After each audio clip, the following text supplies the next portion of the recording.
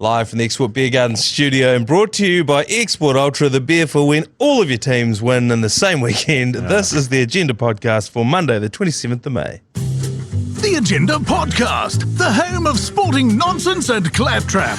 Brought to you by Export Ultra. Big weekend for me. Yeah. Big weekend for any Cantabrian that also supports the Warriors. It's been a tough few weeks. It's been a tough few months, Lane. It's been a tough few months for anyone in my position. And so tough, in fact, that I have my TAB accounts down to 0 now.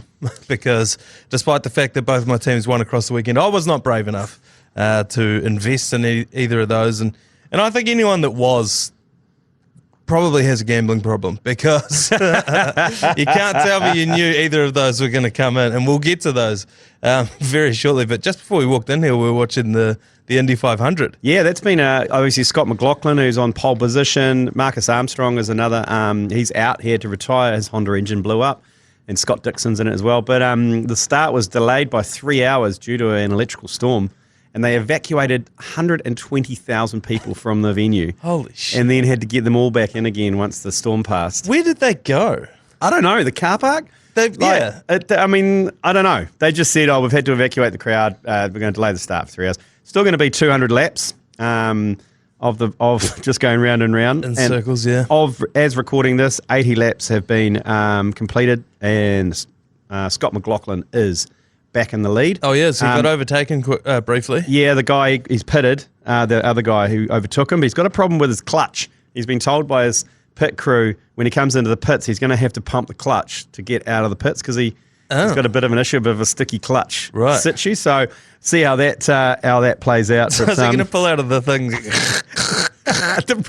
Well, that's what it looked like, because he actually lost a few places in the pits when he was slow off the mark, and he said on the radio, he goes, the clutch is stuffed. And the guy's like, you're just going to have to pump it when you come in. I'm like, this is millions of dollars worth of technology in this car. And he's like, just pump the clutch. Like it's an old paddock basher. Yeah, just pump the clutch, mate. But this is why I think maybe the Kiwis do so well, because the way that we come up into motorsports is you go paddock bashing, then you go-karting, then you're, doing burnouts up the middle of Christchurch or something like that. Yeah, just an intersection, just lighting it up. Go out and do the diesels. I don't know if they did that around Hamilton. Oh, my. Did they? That's where it was, the Whitiora petrol station, right at the top of Victoria Street, was, I think they sold most of their diesel was just sold in cans to teenagers who would then tip it on the street and just light it up. Yeah. Around South Canterbury, a text would go out and it'd be like, right, the diesels are at this intersection tonight, and then everyone would go pull up out there. Allegedly, I don't know, I was never there.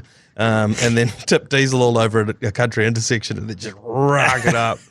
And this is where it comes back. This is, for the longest time, I've been trying to figure out why we're so good at motorsport. But this is why, because when your clutch goes, it reminds you of when you were in your old clapped out, Skyline. And you just got to pump it. And you just got to pump it, because the girl you've been texting for 2 weeks now, she's showed up to the diesels. And what are you going to do? She wants a show. She doesn't want to know your clutch doesn't work. She wants a show. So you're just going to fucking get that thing spinning, So by the time you're listening to this, you'll know whether he's won or not. But I do like that. So the little strip at the Indy 500, the finish line, and it's brick? That must destroy their car. The brickyard. Yeah.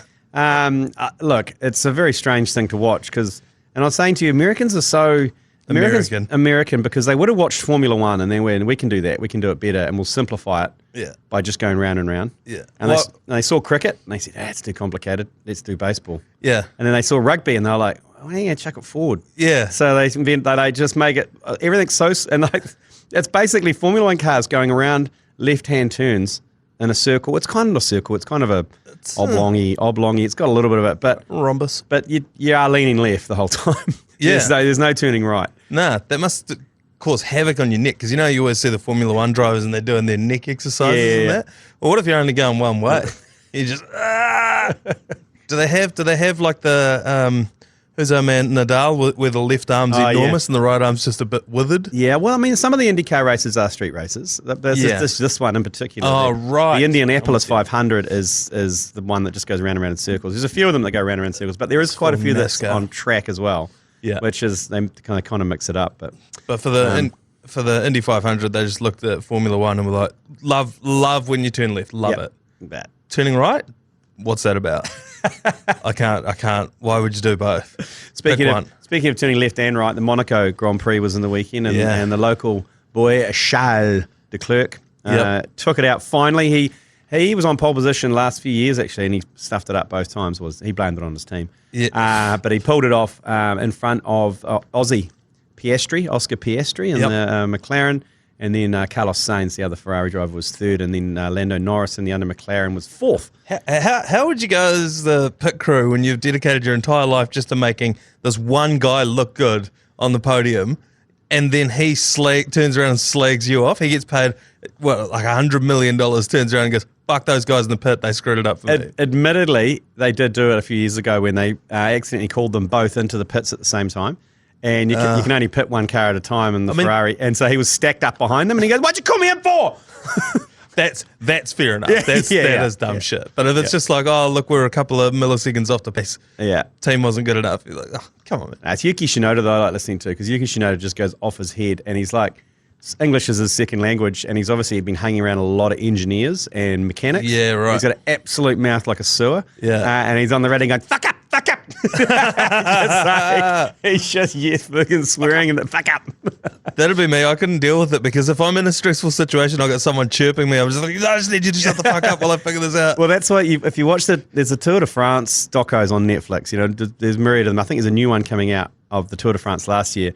And all the riders have earpieces in. Yeah. And then all the race controllers are in those cars behind them with, the bikes on the roof and everything, coming dangerously close to them and racing up beside them. Yeah. And their race directors like on comms with them basically going, vamos, vamos, vamos, vamos, vamos, like just yelling. And you could, it would drive you crazy. Oh. You see most of them. You're already going through hell. Most of them just whip the earpiece out and just let it dangle. They're like, fuck these guys, this fucking guy's just going at me. Vamos, vamos. What do you think I'm doing out here? Yeah, totally. Like if I could vamoose any vamoose, I would. But I'm currently tapped out. You mentioned the sailgating at Monaco as well. Yes, sailgating. I didn't know about sailgating, but obviously tailgating's big in the States, and I imagine that Indy 500, there's been some tailgate crimes. But sailgating is a new thing in Monaco, where basically the whole harbour is full of super yachts that are basically side by side. It's like a big flotilla of rich assholes partying. And there was a great shot of it was like midnight and everyone's just partying, and there's like DJs on every single boat. Yeah. Sickening. I know. This is why I've always said, despite my distaste for motor games, it would still be one of the professional athletes that I would like to be the most, for the sailgating reason. Because if Charles Leclerc walked off the podium there, he could just walk across from super yacht to super yacht to super yacht and just be like, yeah, bring it on. Give me everything you got. He's a dangerously good-looking rooster too, I'll take it all. Charles Leclerc. So I've heard stories from someone who worked on one of those super yachts that the guy that owned it, he was a billionaire, he was an older gentleman, and so he couldn't quite express his affections to his partners with the same vigor that he could as a younger man. It was a back-related issue. And so he had hydraulics installed in the bed on his super yacht that could raise or lower the bed, so that he could stand beside the bed and still ply his trade without having to... Sounds like kind of soaking. Sounds like a hydraulic soaking to me. Yeah. And so I imagine Charles Leclerc, he probably doesn't have those kind of issues. No, I don't think he would. He'd just go through and make an absolute menace of himself on those boats. So, yeah, I don't know. Monaco, God, do we need to get to one of those? Oh, yeah. I mean, but I looked at the cost of getting in there. You'd have to stay in Nice or Cannes, further up the coast, which is only 25 minutes away. Didn't Winston, and I should have Googled this, Winston Peters had some sort of issue with Monaco a couple of years ago. I think he went over there on a junket or something, and then the press were like investigating what actually did you get up to while you're over there. Yeah, the Kazza smoking durries. Biff and whiskies. 100%. I'll do some research on that one, but this should be interesting. All right, we mentioned at the top, we need to get into this Super Rugby, and obviously the Warriors as well. There's plenty to digest, so we're going to take a quick break, take a breather, and we're going to come back and rip straight into it.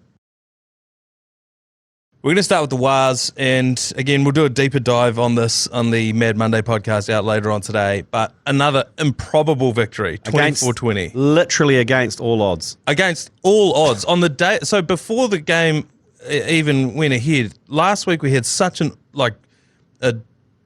depleted team. then this week, it's like we've got even more dudes out. Tane Tuapiki last minute pulled out. He was our game day good punt, so that was embarrassing for us. Yeah, egg on our face. Yeah. But this is the problem. We have to place these bets a couple of days before. But the thing is, he was only scratched like about an hour before the game. Yeah. It's because his partner was due. He was in the drop zone. Yeah, so right. basically, they named him, and he said, "Look, if I have this kid, I'm going to go and have this kid." And so our fullback was already playing at 5'8", but then we lost another centre, Rocco Berry, so then our fullback had to go play centre. Then he gets an injury, Chance gets an injury, so now we're out of backup fullbacks. Then all of a sudden, Tane Tuapiki's missus goes into labour. So now we've just lost everyone. How good a job did DWZ do back Yeah, there? he did. And he's played a lot of fullback as well in his time. I think he's played fullback for the Kiwis. So, yeah, and this is the value of just having a genuine out-and-out NRL player. Yeah. That's why Chance was at number 6 last week. Yeah. Because it was just like, look, he's an NRL player. Let's just put him there. Yeah. We can't trust all these other dudes. And a rocky start. Ed Cossey knocks the ball on in the first, 5 minutes, and then everyone, all and sundry, are like, oh, God, here we go. Yeah, because it was 4-0 in the first couple of minutes, wasn't it? Exactly what happened the week before. Yeah. But just outstanding grit. And I think the way that the Warriors won these last 2 games is we just made it a shit fight and then we beat them with experience. Yeah. We brought these teams down to our level. But what I don't want to hear this week is anyone that's going to try and tell you that they knew the Warriors were going to win that. It's like, no, you didn't. No, you didn't. Show me your TAB account. Prove it. Yeah, if you knew that these last 2, there's only one person I've seen that's picked it, and it was Cooper Johns, Matty Johns' son.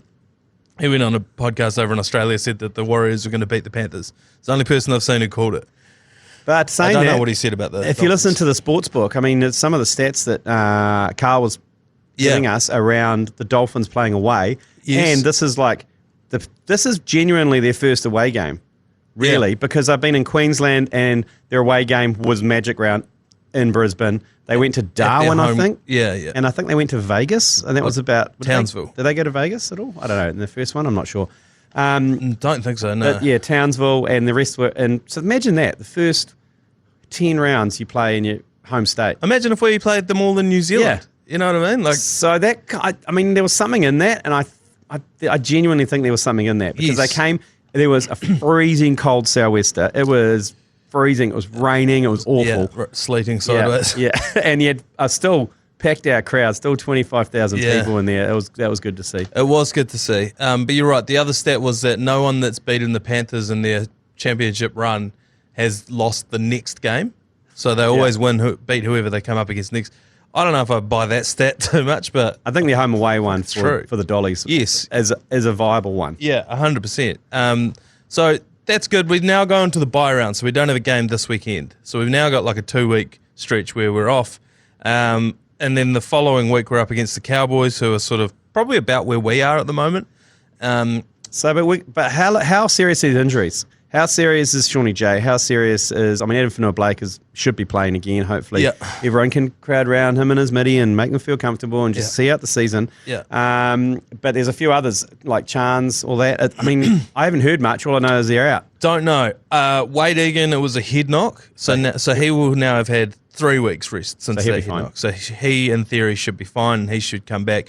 Roger Tuivasa-Sheck's still out till they're aiming for round 17 because that's a hammy. And that's one of those ones that's very easy to redo. Marata Niukore came back, which is good. He played well. He played well. Man, his speed of the line was just next level. He's also enormous. Yeah. He's a massive dude. Yeah. And you're right, he's so quick. You notice him when he latches onto the ball, and you look at the opponents and they're thinking, oh, fuck this. Jesus Christ. Sean Johnson's supposed to be back after the bye. So for the Cowboys, that was a pick. It wasn't torn. I think it was just sore. I think he probably just had so many niggles. He was like, can I have a couple of weeks off? You know? I don't think he actually asked him to, but I think his body was like, fuck, we need a bit. I think we're going to have close to a full-strength team. Tohu Harris, is he coming back? His was a finger issue. Oh, that should be sorted. So that should be fine. Strap that up or cut it off. Yeah, and I think that, like I was saying before we came into these 2 games, with the bye looming, it was like, look, these are both scheduling losses. If you've got a niggle, you've got an injury, we're not going to ask you twice. If you say that you're sore and you don't want to play, that's fine. We'll come back after the bye. And the fact that we've jagged these 2 does so much for our good because we lost 2 at the start of the season that we should have won. Yeah. So now this sort of rights the ship a little bit. It's a real it is. It's a real get out of jail free card. So all of a sudden the season starts back again in my mind after this bye round, and we are in a much better position than by rights we should be. Yeah, but we'll be happy to take it. And in similar fashion as well, the Crusaders. We'll start with them on Super Rugby. They jagged one against the Blues. they needed to.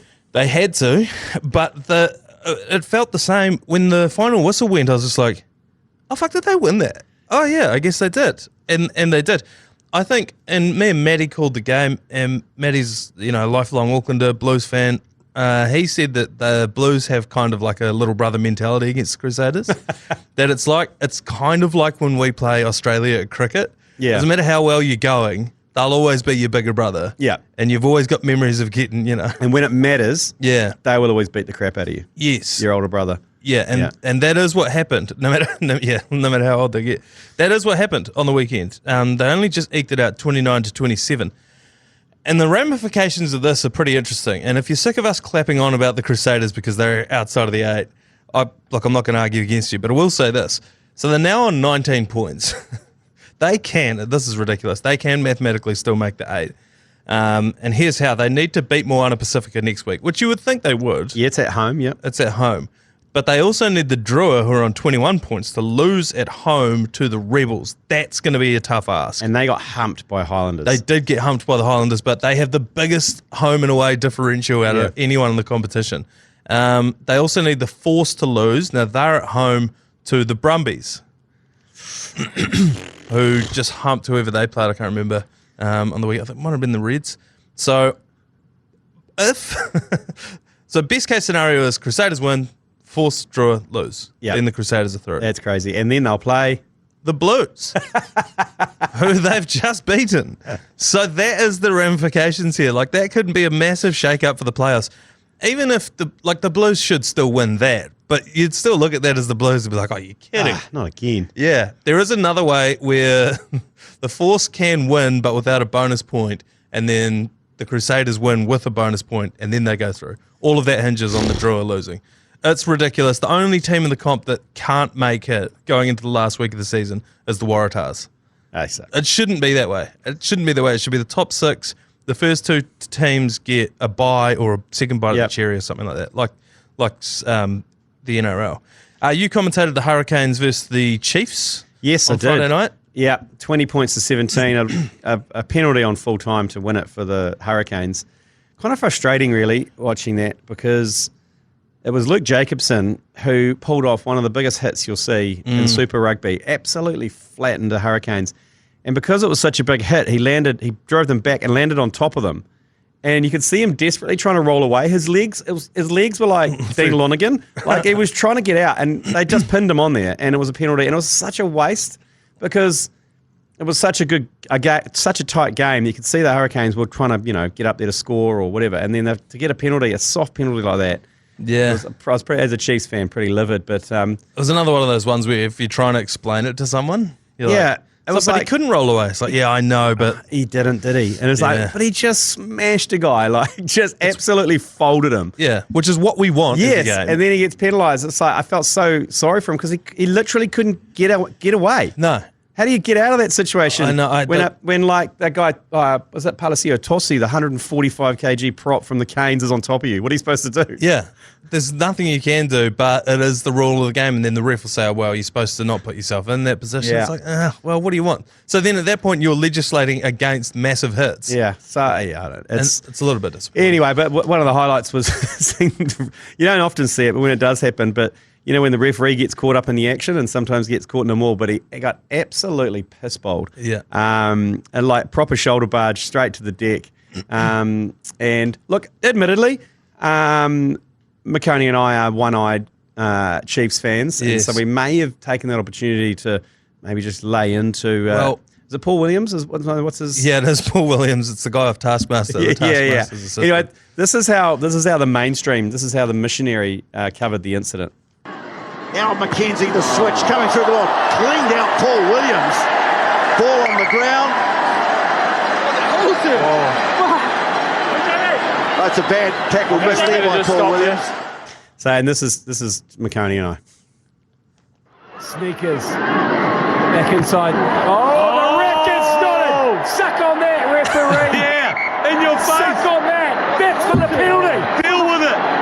You got absolutely bitch. We better just stop there. Yeah, mate. All good? Take a few breaths. Don't give him a pat on the back. Don't say that. You're all good. I think you got me better than I got you. Oh, that's a good moment. Yeah, that's a good moment. But that's what's going to happen if you don't start giving us some decent calls, mate. So you see it. Anyway, we posted that, and Paul Williams commented on it. He said, "Oh, easy up, fellas." And I think Joe Jury went back to him and said, "Apologies for that. There's a couple of real Chiefs wounders commentating that." And he goes, "Nah, it's all good." He said it was pretty funny. So there you go. Paul Williams, actually a really good rooster. Yeah. So he just copped a stray one that he didn't deserve from McConey and I. As you can tell, we're fairly frustrated at that stage. Well, all through the Rugby World Cup last year, we talked about cyberbullying of referees, and that's exactly what you guys have done again. You've just slandered him.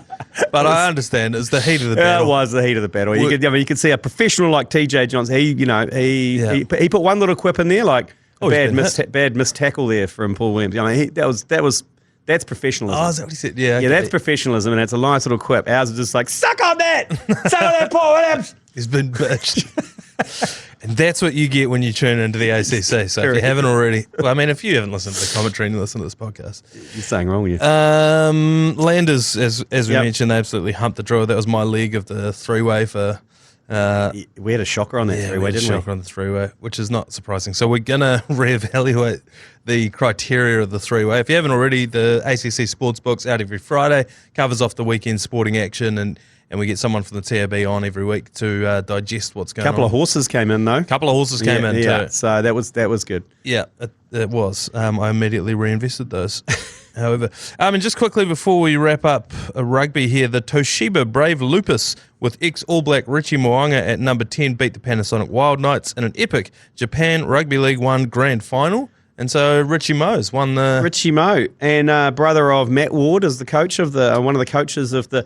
Probably the worst name in professional rugby, the Toshiba Brave Lupus. Brave Lupus. You don't want brave. It's almost condescending. I know what they meant. But that's why, and that's the national team of Japan are called the Brave Blossoms, which is potentially one of the weakest names around. Yeah, it is. First of all, you're a blossom, and then, but no, you're not no ordinary blossom. You're a brave blossom. Yeah, like you're really brave. What's a brave blossom? What does a brave blossom mean? It's a blossom that's just doing its best, you know? It knows it's not going to win, but by God, is it going to have a crack. But see, then when they brought their team into Super Rugby, though, the Sunwolves, that's a badass name. Yeah. You know? You got Samurais, you got a proud history, Japan. Yeah, why aren't they called the Samurais? That would be way better. I know, and then you've gone for some bloody anime bullshit. Yeah. That's basically what you've done with your rugby team. I don't know. Some anime bullshit. That's all I think of when I think of like Brave Lupus, Brave Blossoms. You know, I think of a Japanese photo booth where you get dragged in by your missus reluctantly and peace and pout, take your photos and head back out into the arcade. That's what I think of when I think Brave Lupus. Yeah. But they did win, and yeah, shout out to Sam Ward, who was one of the, I think, Ford's coach, scrum coach, something like that. Yeah. Living over there in Japan. So that is huge stuff and just shows the power of like bringing in a genuine first five. Yeah. Like Richie Mo'unga just turned around. So now Richie Mo'unga hasn't lost I suppose the Rugby World Cup, but he hasn't lost the competition that he's been part of. Yeah, well, like a professional competition, yeah. For, like 8 years. 8 years, yeah. I hope he pulled out the worm. That is, oh yeah. I hope he pulled his worm out. He really, I gotta be honest, he really cucked Scott Robertson last year. It was it was a great move from him. It was like, you might be leaving, but so am I. And he flopped out his worm. Yeah, and his worm was sick. Yeah. And it shat all over poor Scott Robertson. So it's surprising to hear that Razor wants to bring him back. All right, one more quick break. We'll mop up some of the stories of the day. Corey Anderson, he bats and bowls for the USA T20 team. I don't know if you knew that. He only started like end of last year, I think. Yeah, well, he's been living in the States for quite some time. I think his Midi is a US national. Right.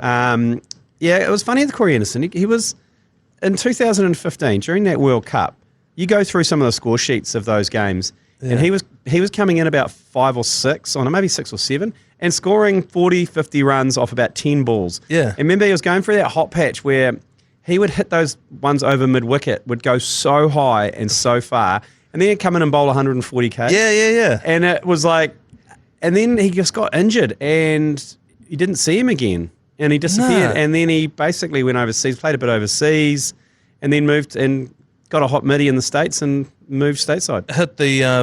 Hit the mercenary track as well. Yeah, and now he's representing and he's still only, 32? He's 33 years old. I couldn't bloody believe this. When I saw this, when I saw Colin Munro had withdrawn from, or retired from international cricket or whatever, he's 39 or something. Yeah, yeah. And I was like, oh, yeah. Then I saw Corey Anderson, I was like, oh, he'd be about the same. Had to Google it. No, my age, beauty. Yeah. How old am I? Yeah, because he was 22, obviously he was 22 during that World Cup. Yeah. Or 21. He was one of the, I thought he was going to be one of the great all-rounders of all time. So did I. But he just, unfortunately, got struck down with injury. He hit, all fast bowlers, his back. Issues with his back, and obviously your back translates into your batting as well if you've got a dicky back. And I've always wondered this, and I know I've asked you this a couple of times. You actually explained it quite well to me, why we don't have more all-rounders. Every team generally only has one. Yeah. And it's because batting and bowling could not be more different. They're essentially two different sports. Yes. So to be world-class at both of them is such a rare feat and also a massive toll on the body. Yeah, and you have to be a very special athlete or human to pull it off. Someone like Pat Cummins is a freak. He can bat a bit, and I mean, often you see spinners obviously are all-rounders because it's a little less taxing on your body, just rolling the arm over. But a genuine pace bowler who can bat. Richard Hadley was a freak. Yeah, but they're all physical specimens. Chris Cairns, Chris Cairns, they're unique individuals. They're studs. Yeah, and geez, one of them's turned out for the USA. The reason I brought that up is because they actually just won their second ever T20 over a fully fledged ICC team, which was over Bangladesh. Oh, I think the first one was over Ireland. Oh, okay. It's interesting. That's very interesting, isn't it? Well, especially when they're playing in the States too. At the T20 World Cup, later on in about 6 weeks' time. Yeah. Oh no, is it the proper World Cup? No, it is. It starts in 2 weeks' time. The T20 World Cup. Yeah. Jesus. And it's in the States and West Indies. Yeah. So they've got a place set. I think Texas and New York are hosting them in the States. So yeah. So he could potentially be playing against the Black Caps. And in Timbersports news, King Country farmer Jack Jordan has scorched the field to claim his third consecutive Timbersports World Trophy title this morning in, of all places, Milan. That's so much cooler than going to Tikawiti or Tokoro or something. Go to the Mid-Canterbury AMP show. Yeah, correct. Milan. Go to Milan. He's going to Milan. That's good. I like that. Great name too, Jack Jordan.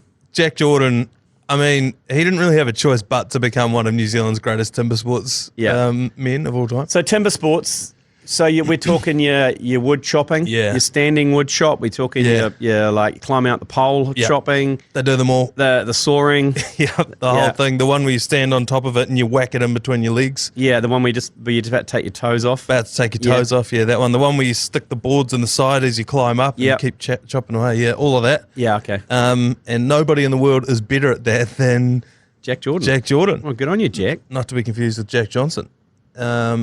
Timbersports is one of those ones where, I don't know, it's such a unique sport and set of skills. It was quite big back when the AMP shows were quite big. It was quite a big thing. What I want you to know is they are still big. You just live in the city. Correct, okay. I always thought it was a very New Zealand thing as well, but obviously it's in Milan. Obviously. I never thought it was a very big Milan thing, to be fair. Yeah. That's I think Fashion Week, I don't think Timbersports.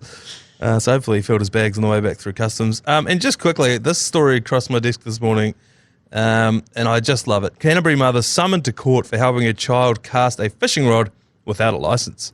Nicola Murphy was on a boat with her 2 young daughters on Lake Brunner. The kids had got fishing rods from their grandparents for Christmas and decided to give them a go. Most people, I think, would just go down to the lake, not bother with a fishing licence. But Nicola's gone, you know what? I'll get the kids a couple of fishing licenses. Yeah. Now, these are the first time. One of them's a 6-year-old, couldn't cast the rod. So the mother gave her a hand. They're on a boat, by the way, in the middle of the lake. Then a ranger from West Coast Fish and Game appeared seemingly out of nowhere and gave them an on-the-spot fine because she didn't have a license. The mother didn't, but the kids did. So she... But she cast the lure. And I'm like... How many fish did you think these kids were going to catch? That they can't even cast a fucking rod. Admittedly, I've done this a few times. I'm guilty of this because we go to Taupo and the kids have got a license through their grandparents who always buy a family one. Right. And so all the grandkids have got licenses on a family one which is attached to their grandparents. Yeah. And so we'd go to Taupo and I'd go up the river and I'd cast it for them and then they'd They'd Yeah. Never once catch anything. No. Yeah. Well, they did caught a few, but but I've never thought I'd get nailed for it. I'd just go, hey, just giving him a hand. But obviously, you can get nailed for it because this West Coast. No, she's from Rolleston, so she was over there on holiday. She goes back to Rolleston. She gets served with a summons to Greymouth District Court. What? They're like, you've got to come back to court to face these charges. She's like, what the fuck? So now all of a sudden she's going to get back over to the West Coast and go to court. What, hire a lawyer or something? Then she's also got like an overseas trip planned. So if she tries to fight this and loses, she's now got a mark on her name. She's like, what the fuck is this? All because she helped her kid cast the rod off the thing. Anyway, they issued her with a $600 fine, slap on the wrist, and she didn't have to go to court in the end. They settled out of court. Oh, did they? Okay. Once she went to the media. But I was like, if that's the rule, yeah, exactly. I was like, if that's the rule, who among us hasn't cast a fishing rod without a license before? And the whole point of the fishing license is to stop everyone from coming in and just cleaning a body of water out of all of the biodiversity. Yeah. These two kids were not going to do that. You know? It's out of control. So, I don't know, keep an eye on G Lane when he goes down to Topol next. Oh, yeah. And you might be able to get This him. weekend, actually. You might be able to get him. Get me on a technicality. Get him on a technicality as well. All right, that'll do us for today. Tomorrow is a Tuesday. We'll get around to your feedback on the voicemail through yours, please. We'll see you then on another episode of the Agenda Podcast. You've been listening to the ACC's Agenda Podcast, brought to you by Export Ultra. For more episodes, like and follow on iHeartRadio or wherever you get your podcasts.